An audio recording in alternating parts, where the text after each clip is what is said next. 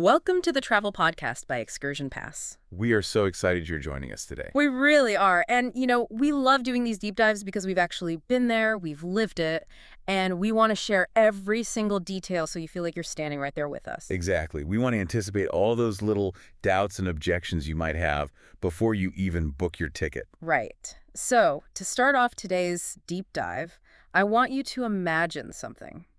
Imagine spending your entire life painstakingly carving this magnificent, intricate marble statue. Like truly backbreaking work. Oh, totally. You spend years perfecting every little fold of the stone fabric, every expression on the face, and you do all of this knowing with absolute certainty that no human eye will ever see your work from the ground. It's kind of mind-blowing to think about. It really is. But that is exactly what hundreds of artisans did, suspended hundreds of feet in the air, on the roof of the Milan Duomo. Which is just a staggering piece of history. Yeah, so if you are gearing up for a trip to Italy, or, hey, even if you're just sitting at home daydreaming about a European getaway, you are in the exact right place. Because today, we are going to explore a structure that absolutely dominates both the skyline and the history of Milan. I mean, it's this Gothic giant sitting right in the middle of a super modern, fast-paced hub of finance and fashion. We are decoding the Milan Duomo. Specifically, we're focusing on the Skip the Line and Rooftop walking tour. And let me tell you, we have lived this experience. Oh, we certainly have. We felt it. We really have. We've felt that blistering July heat radiating off the piazza pavement. We've stared up at those seemingly impossible gravity-defying spires, and we know exactly what it takes to navigate this massive landmark. We really want to take you through the architecture, the history, and honestly, just the sheer mechanics of how a building like this even exists. Because it really is one of those experiences where showing up unprepared is a massive mistake. You'll just end up miserable. Yeah, totally miserable. We want to tackle all those questions you probably have, like, is the skip the line ticket actually worth the premium? Right, or is the elevator up to the roof just a tourist gimmick to take more of your money? Exactly. Okay, let's unpack this. What we are talking about today is a 2.5 to 3 hour deep dive into one of the world's greatest cathedrals. It's a huge time commitment, Yeah, but so worth it. for sure. And depending on whether you go with a larger group or, decide to splurge a bit on a semi-private option, you are looking at spending anywhere from about $65 to around 125 euros. Right, and you really have to look at this not just as visiting an old church, but as exploring an active 600-year-old construction site. Which is wild to think about, an active site. I know, right? Most tourists, they just stand in the square, they snap a quick selfie with the facade, and they move on to get gelato. Which, fair enough, the gelato is great. Oh, the gelato is amazing. But this experience is about peeling back the layers. You are going to venture underneath the cathedral into this hidden 16th century crypt. Ooh, spooky. A little bit. And then you're going to go in the exact opposite direction. You're going up to literally walk among its roof spires. It really is the ultimate vertical travel experience. But, before we get you up into the clouds to look at those statues, we have to talk about getting your feet on the ground. Yeah, the less glamorous part. Right, because before you can see that rooftop, you have to actually get inside. And that means navigating the modern reality of the piazza. The logistics here are so crucial. And I think this is exactly where that whole worth the money question comes in. I mean, it's the classic traveler's dilemma, right? Yeah. You want to save your budget, obviously, but you also don't want to spend half your precious vacation staring at some guy's backpack in a 2-hour queue while you just bake in the Italian sun. Precisely. And to understand why the skip the line aspect is so vital, you really have to picture Piazza del Duomo. It's a lot. It is spectacularly beautiful, yes, but it is pure chaos. You have thousands of people everywhere, street vendors, aggressively pushing those little bracelets on you. Oh my gosh, the bracelet guys are relentless. So relentless. Plus, you've got flocks of pigeons and just this endless echoing noise bouncing off the stone. It's sensory overload. Completely. Yeah. And amidst all of this, your anchor is your tour meeting point, which is usually a spot under the arches right next to the 12-ounce coffee jug. Which is just such a funny juxtaposition to me. You are preparing to enter this deeply historic, solemn, Gothic masterpiece, and your rendezvous point is like a brightly lit, modern espresso shop. It's very Milan, though, the old and the new right next to each other. But finding that juxtaposition is essential. And listen, you must arrive at least 15 minutes early. Yeah, do not mess around with the time. The tour operators are completely uncompromising about this. If you're late and the group leaves, there are absolutely zero refunds. You will just miss out completely. And since we are on the topic of strict rules, we really need to talk about the dress code because this trips up so many people. Oh, constantly. It is Milan, it's the fashion capital of the world, and it might be 95 degrees in mid-July, but you absolutely cannot wear shorts. No shorts at all. No sleeveless tops. Knees and shoulders must be covered for both men and women. No exceptions. And it doesn't stop there. You cannot bring in liquids, and you can't bring in ceramic mugs or glass, basically anything that could be considered a blunt object. No, I have to push back on this a little bit. Okay, lay it on me. Because it honestly sounds like we're prepping for a medieval airport security check. I mean, if it's a sweltering July afternoon and I show up in, like, very tasteful, tailored designer shorts, are they really going to turn me away at the door? They absolutely will not hesitate. They will turn you away. Wait, really? Even designer shorts? Even your fancy shorts. What's fascinating here in the underlying tension between what the Duomo represents to tourists and what it represents to the city itself. Right, the two different perspectives. Exactly. To a visitor, it's a stunning architectural museum. But to the church, it remains an active, consecrated place of worship. Oh, of course. So the strict dress code is really their line in the sand. It's how they maintain the sanctity and cultural respect of the monument amidst this crazy modern tourist circus happening right outside the doors. Okay, yeah, I get the respect aspect for the clothing. That makes sense. But what about the ceramics and the liquids? Like, is my water bottle really a threat to a massive stone building? It actually is, believe it or not. The ban on liquids and blunt objects is all about the brutal reality of preserving 600-year-old porous marble. Oh, porous, right. Yeah, we're talking about tens of thousands of visitors every single day. The sweat, the oils from hands, the accidental spills of acidic drinks, all of that degrades the stone over time. I never even thought about acidic drinks eating away at the stone. Yeah, and a heavy ceramic mug dropped against a delicate 14th century carving. That's irreparable damage. They aren't trying to inconvenience you. They are desperately trying to protect a fragile ecosystem. Wow. When you explain it as a fragile ecosystem, that completely changes the perspective. You're stepping into a preservation zone, not a theme park. Yeah. So let's say we've survived the security scan. We've got our shoulders covered, we've ditched our coffees, and we are waving our skip-the-line passes to bypass those agonizingly slow queues. The best feeling. Oh, truly. So we step through those massive bronze entrance doors. And the contrast just hits you instantly. It's almost physical. Oh, yeah, the temperature change alone. Right. You step out of the blinding, noisy, chaotic piazza, and you are immediately enveloped in this cool, cavernous, echoing silence. The scale of the interior is just hard to wrap your head around. It feels impossibly huge. But here's what I don't understand about Gothic architecture. Maybe you can help me out. I'll try my best. If you build a stone structure this massive, shouldn't the walls need to be incredibly thick and dark to hold up that much weight? Yet the Duomo is flooded with light from these 50 massive stained glass windows. How is that structurally possible? That is the absolute genius of Gothic engineering. Think of the Duomo almost like a massive suspension bridge. Okay, a bridge. Right. If they relied entirely on the walls to hold up that colossal stone ceiling, the walls would indeed have to be solid, thick rock, and the inside would just be a dark cave. But instead, they used flying buttresses. Oh, those are the sort of arched arms you see on the outside of the building, right? Like spider legs almost? Exactly like spider legs. Those arched arms act like an external exoskeleton. They catch the immense outward and downward weight of the roof and transfer it away from the walls and down into the ground outside. Oh, wow. So they're pushing the weight out and away. Precisely. Yeah. Because the walls are no longer bearing the primary load, the architects were free to essentially blow the walls open and fill them with delicate, vibrant, stained glass. That is incredible. So the walls aren't really holding the building up at all. They were just gigantic stone frames for the glass. You nailed it. And those windows threw these incredible, vibrant, colorful shadows all across the cold stone floor.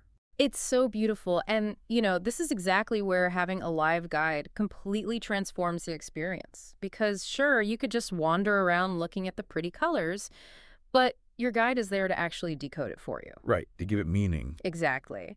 And reading through the traveler feedback, the guides are consistently highlighted as the heroes of the day. Names like Carmine, Eddie, and Elena just pop up constantly in the reviews. And honestly, managing a group of 25 people inside a cavernous, echoing cathedral is a logistical nightmare. That's why the provided audio headsets are so critical. Oh, the headsets change everything. They really do. You don't have to huddle around your guide like a flock of sheep trying to hear them whisper over the crowd. You can wander 20 feet away to look closely at a statue, and you still hear Carmine perfectly in your ear, explaining the history. And that guided narrative is what ensures you don't miss the hidden layers of the building. For instance, the guide will lead you to a specific marble staircase, and you actually descend beneath the main floor. Yes, down into the crypt. Here's where it gets really interesting for me. Taking that marble staircase down, it truly feels like stepping into a cool, quiet, medieval time machine. That's quite a shift in vibe. It really is. You are experiencing this incredible architectural whiplash. You started in the loud, modern piazza, you moved into the grand, soaring cathedral, and now you are underground in a dark, intimate space. It's highly atmospheric down there. You visit the resting place of St. Charles Borromeo, who was a legendary 16th century Archbishop of Milan. He was a pretty big deal, right? A huge deal. He was a monumental figure during the Counter-Reformation, known for his intense dedication to the city, especially during plagues and famines. And his resting place is striking. He is actually preserved in this elaborate rock crystal casket. Yes, it's very intense. It is somber and deeply spiritual, which is such a stark contrast to the massive public grandeur of the nave up above. It roots the cathedral in its human history. It reminds you that this isn't just an architectural marvel, it's a place of intense historical devotion. All right, so we've explored the dark, quiet depths of the crypt. We've seen the foundations. Now it is time to go in the exact opposite direction. We are heading up into the sky to the rooftop terraces. The absolute climax of the tour. It is. But let's be real. I know exactly what you were thinking. I can hear the doubts already. Oh, what are they? You're thinking, I want that amazing panoramic view of Milan, but I really, really don't want to hike up a skyscraper's worth of stairs in the Italian sun. Which is a completely fair concern. I mean, the Duomo is towering, but this specific tour accounts for that physical reality. They use an elevator to bypass the absolute worst of the climb. You get to skip that grueling bottom section entirely. Wait, I need to stop you there, though. Okay, what's up? Because I've read the fine print. They charge a premium for this elevator ticket, but you still have to climb about 75 uneven, cramped stairs once you get off the lift to reach the very top. That is true. So why even bother with the elevator at that point? Is it really saving that much effort, or is it just an expensive gimmick? I get why it sounds like a half measure when you put it like that. But you really have to understand the sheer monumental scale of the Duomo's lower walls. The elevator is bypassing the equivalent of a massive modern building. Okay, so it is a big chunk of the climb. A huge chunk. Those remaining 75 steps, they take you through the final, intricate upper layers of the roof that an elevator shaft simply cannot physically penetrate without destroying the architecture. That makes total sense. You can't just smash an elevator through medieval statues, so the elevator does the heavy lifting, but you still need a moderate level of physical fitness to earn that final view. Exactly. And importantly, because of those 75 stairs and the uneven nature of the roof itself, this part of the tour is sadly not wheelchair accessible. That is a very vital detail to know beforehand. But, for those who can manage those final steps, the reward is staggering. You step out, and you are literally walking among over 100 gargoyles and thousands of intricate spires. It's breathtaking. The traveler reviews paint such a vivid picture. Everyone mentions the blinding contrast of the bright, pristine white marble against the brilliant blue sky. But I actually have a question about that marble. Sure, go for it. The Duomo has been sitting in the middle of a polluted city for over 600 years.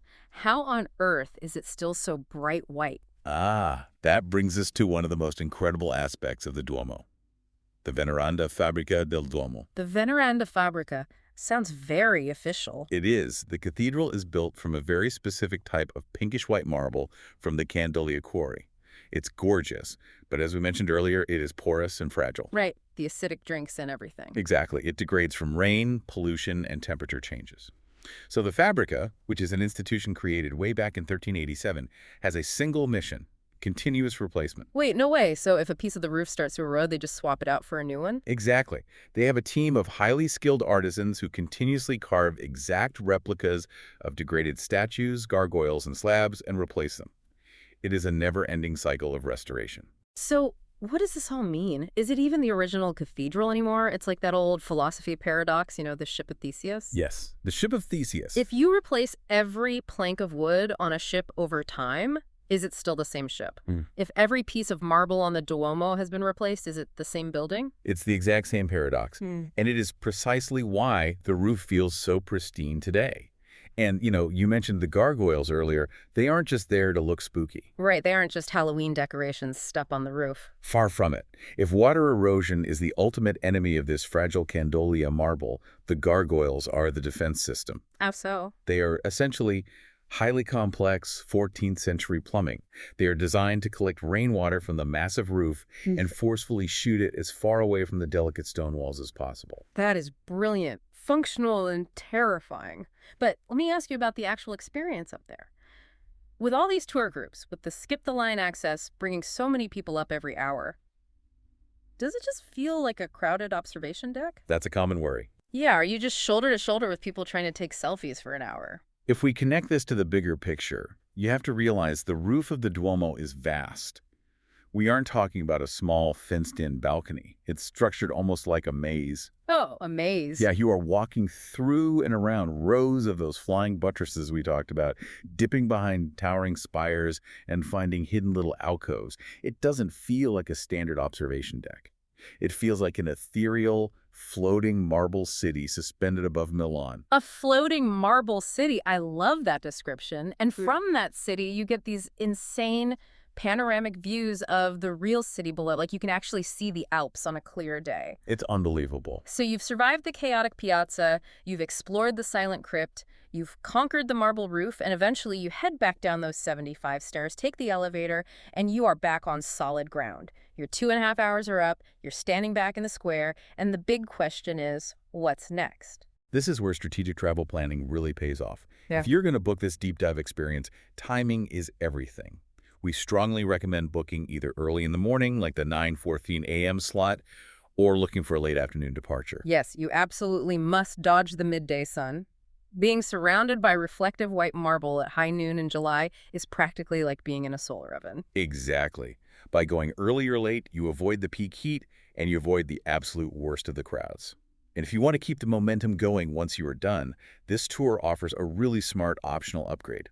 The 2-day hop-on, hop-off panoramic bus ticket.